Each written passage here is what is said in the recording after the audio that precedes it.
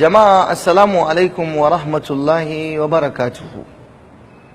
Yau za mu tattauna ne akan ɗabi'ar mutanenmu da suke da shi na rowa dangane da wato yanka abin yanka na layya. Kaga mutum ya yanka dabbarsa ta layya ya zauna ya cinye daga shi sai matarsa sai kuma 'ya'yansa. Wannan gaskiya ba abu ne wanda yake mai kyau ba, duk da cewa da a ce mutum zai yanka dabbarsa ta layya bai ba wa kowa ko tsoka ɗaya ba, ba za a ce layyarsa ba ta yi ba, layyarsa ta yi, sai dai gaskiya ya yi ruwa.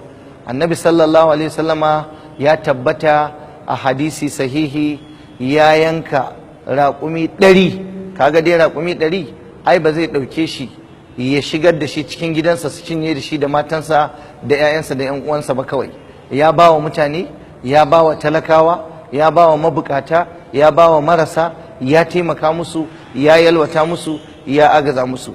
So ɗabi'ar da mutane suke, musamman mata, a rinka zuwa ana tattare nama ana ɓoyewa. Kaga naman layya ya riɓe, kaga naman layya ya yi hunhuna, kaga naman layya ya lalace, saboda mata sun ɗauka sun ɓoye, ba sa so a ba wa maƙota.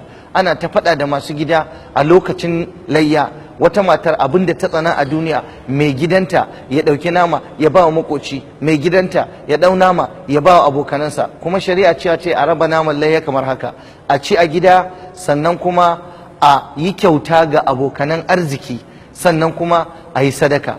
Kun ga kenan kashi ɗaya ne ma shari'a ta ce mu ɗauka mu ci, amma kashi biyu, ɗaya mu bayar da kyauta. An ce kyauta, abokinka akwai wanda ba zai ci sadaka ba, ya fi ƙarfin ka bashi sadaka, amma za ka yi masa kyauta.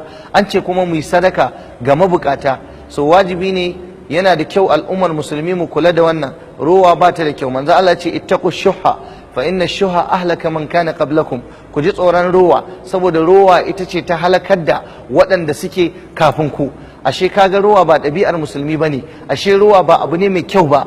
Ya kamata mu taimaka idan mun yi wannan naman layya. Sannan akwai ɗabi'a da mutanen mu suke da shi, idan an yi sallah babba ana tura yara ana koya musu roƙo da sunan yawon sallah. Sai kaga yaro ya zo ya tsare ka yana cewa ba ni yawon sallah. Roƙo bai da kyau a musulunci, manzon Allah ya hana mu roƙo.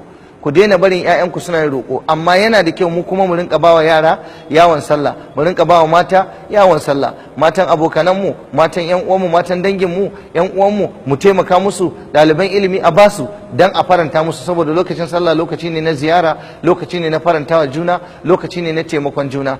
Kuma wani lokacin yaro sai ya zo, akwai wanda wallahi yaro kun ya tashi yana zuwa malam sai sa hannu kurin ya dauko 1000 kaza ya rike ce wallahi na dauki yawon sallah na, kuma ya zo gidan baban mutum yaron. So ba yanda zai yace dole na hakura, yaron nan ya mun kwace. So kaga bai kamata ku rinka barin 'ya'yanku suna yin roƙo ba. Sannan a ji tsoron Allah, saba wa ubangiji, fidda tsiraici, bayyana tsiraici. Mata suna bayyana tsiraici a lokacin sallah, maza ana zuwa ana kallon mata. Shari'ar musulunci bata amince muku ba ku rinka zuwa kuna kallon matan mutane da sunan bikin sallah.